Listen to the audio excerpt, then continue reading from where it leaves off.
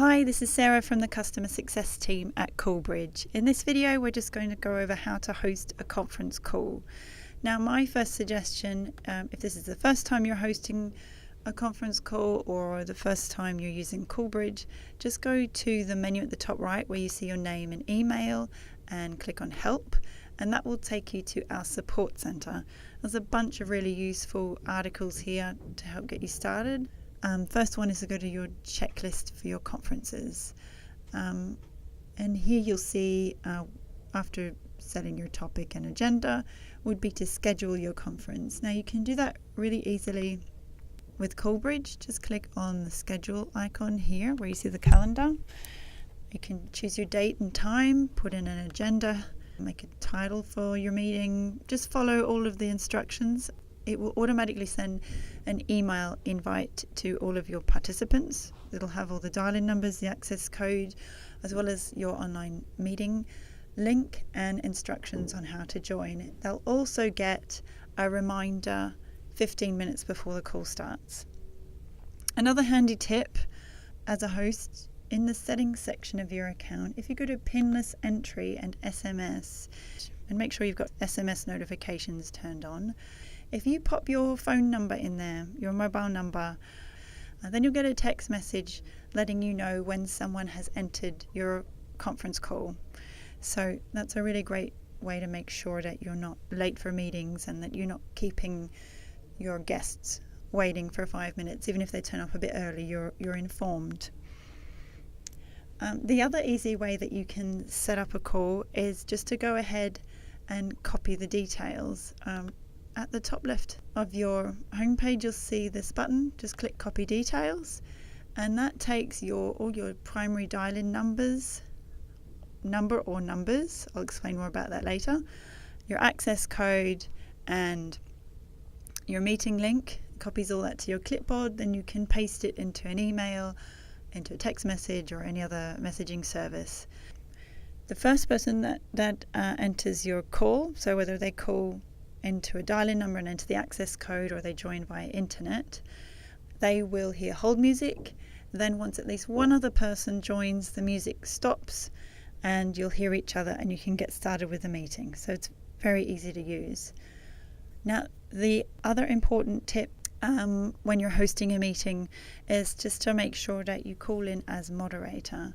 To do that, if you're joining via computer, just make sure you're logged into your account. Via phone, you'll need to use your moderator pin. You can find it in a few different places. It's here when you hover your mouse over the access code, and also when you click on dial-in information, you can find it here. So instead of entering the access code, when you call in, just enter the pin. And also, where I showed you earlier to enter your phone number, if you've already done that, when you have scheduled a call and you call from the number that you've entered in the settings, it will automatically log you into the meeting as moderator. So you don't even need to enter your PIN. That's what we call Pinless Entry. Then you'll have these moderator privileges. You can see all of the keypad controls here on the right.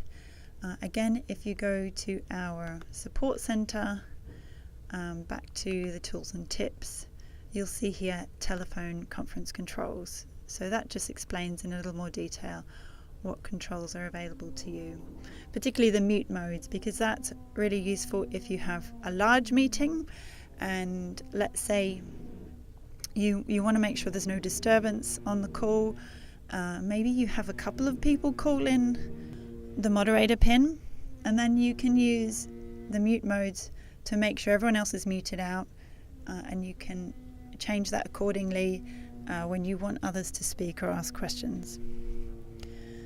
Finally, the other good tip is, particularly if it's a larger call, and also just to make sure that you yourself are focused on hosting the meeting or the conference call, it's a good idea to have someone else assigned to moderate via computer.